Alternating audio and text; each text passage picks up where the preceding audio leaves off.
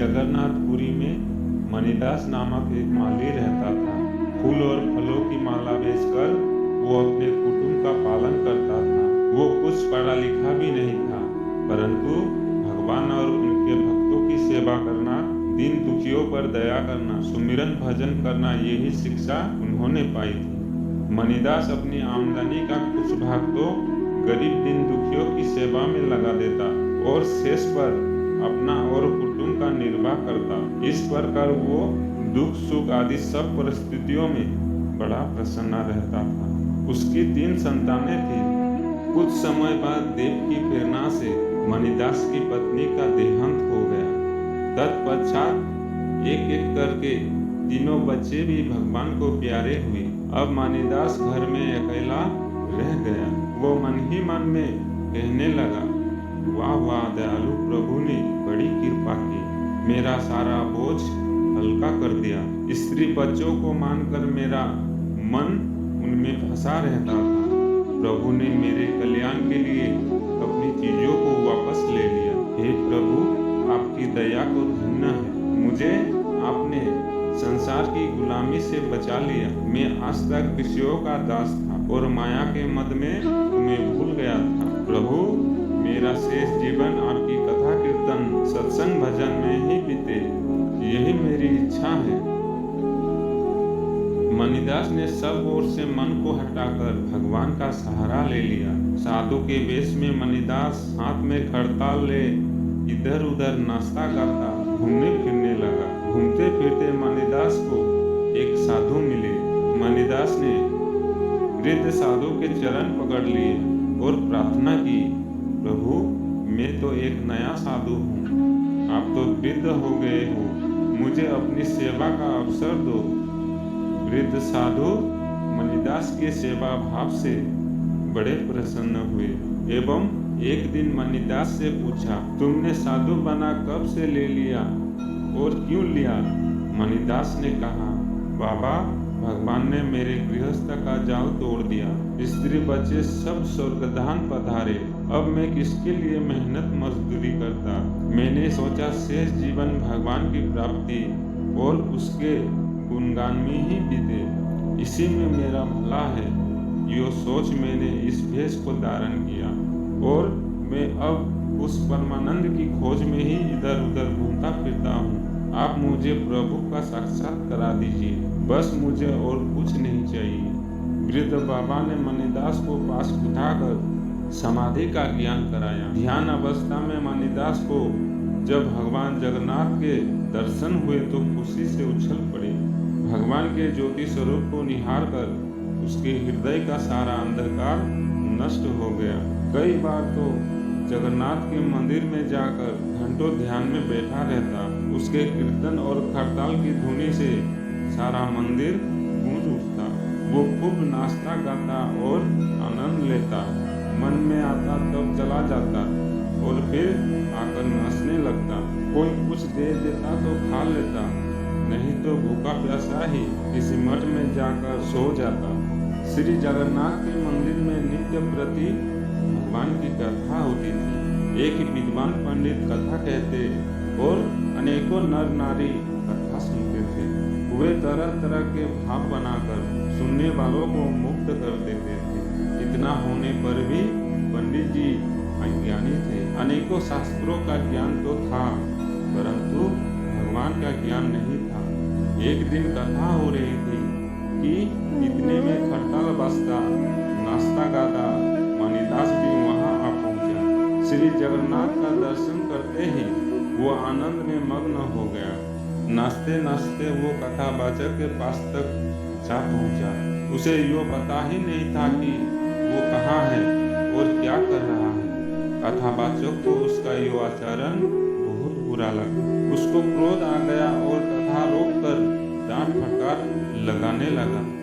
कथावाचक बक रहा था और मणिदास अपनी मस्ती में नाचे जा रहा था। इससे कथावाचक का क्रोध और भी बढ़ गया।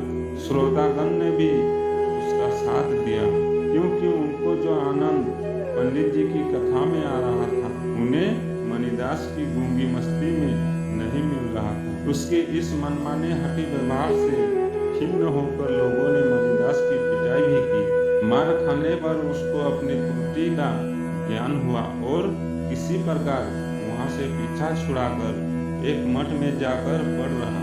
वो विचार करने लगा, मैं लोगों के लिए नहीं बल्कि भगवान जगन्नाथ को प्रसन्न करने के लिए अपनी मस्ती में नाच रहा था।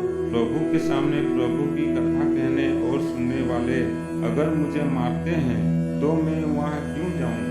शायद भगवान भी यही चाहते हैं। कथावाचक ने अपनी जीत समझी। उसको यो पता ही नहीं था कि मणिदास जनता का भक्त नहीं, भगवान का भक्त है। रात को मंदिर में आरती हुई, मणिदास नहीं गया। आज उसने अन्न भी ग्रहण नहीं किया। मंदिर की सेवा समाप्त हुई, भंडार बंद हुआ और सबके चले जाने पर पट भी बंद हो गया। पूरी की नरेश अपने महल में सोए हुए थे। राजा ने अकस्मात सपने में देखा कि स्वयं भगवान जगन्नाथ प्रकट होकर उससे कह रहे हैं, राजा, तुझे यो भी खबर नहीं कि तेरे राज्यों में मेरे मंदिर में क्या हो रहा है? मेरा भक्त मणिदास मंदिर में नाचता गाता है और मुझे आनंद दिया करता है। आज तेरे कथावाचक ने मार पीट कर मंदिर से उसे निकाल दिया है। उसके बिना मैं बेचैन हूँ। वो बेचारा एक मठ में भूखा प्यासा पड़ा है। जा, तू स्वयं जाकर देख, उसके कीर्तन में किसी प्रकार का विघ्न न हो। इतना कहकर भगवान अंतर्ध्यान हो गए और राजा का स्वप्न भी टूट गया। अब दूसरी तरफ मणिदास को अपने ध्यान में भगवान ने दर्शन दिया। प्रभु जगन्नाथ जी ने अपने प्यारे भक्त के सिर पर हाथ फेरते हुए कहा, बेटा, तू भूखा है, देख, आज मैंने भी कुछ नहीं खाया है, उठ जल्दी भोजन कर। जब मणिदास ने बाहर की आंख खोली तो देखा प्रसाद का थाल उसके सामने रखा है। दयालु भगवान की दया देखकर मणिदास का भ्रम दूर हो गया। वो खुशी से नाचने लगा। इधर राजा की नींद टूटते ही उसने विचार किया, यो कैसा सपना हुआ है? क्या सचमुच में मुझे यो आज्ञा भगवान जगन्नाथ ने दी है? राजा श्रद्धालु था। उसने उसी समय इस बात की जांच करना उचित समझा। घोड़े पर सवार होकर राजा सीधा मणिदास के पाठ मठ में पहुंचा। मणिदास उस समय थाल में प्रसाद खा रहा था। राजा को देखते ही थाल उठाकर राजा की तरफ दौड़ा और प्रसाद पाने की प्रार्थना की। राजा ने पूछा, यो प्रसाद कहाँ से लाया है? मणिदास ने कहा, भगवान के यहाँ से। लो, आप भी कुछ खा लो। यो देख राजा ने झुककर मणिदास के चरण छुए और उसको गले से लगाकर रोने लगा। राजा की आंखों में आंसू देखकर मणिदास बोला, राजन, आपको क्या दुख है? मुझे बताओ, मैं भगवान से प्रार्थना करके दूर कर दूंगा।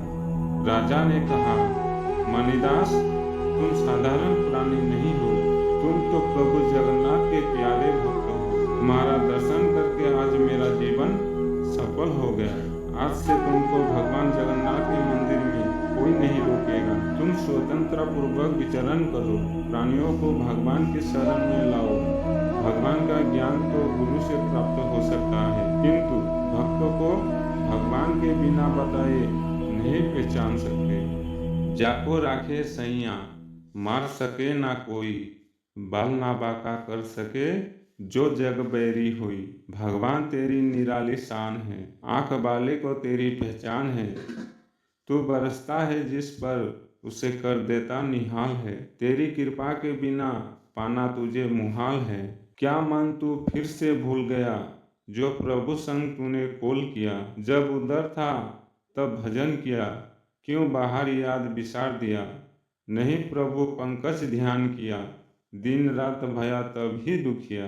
विषण के विष का पान किया, क्यों लाल रतन बिसराई दिया? सुमिरन क्यों हरि का किया नहीं, जिन सुंदर मानुष जन्म दिया? हे धन्य जीव वही सुखिया, जिन चारों चरण चित जोड़ दिया। धन्यवाद।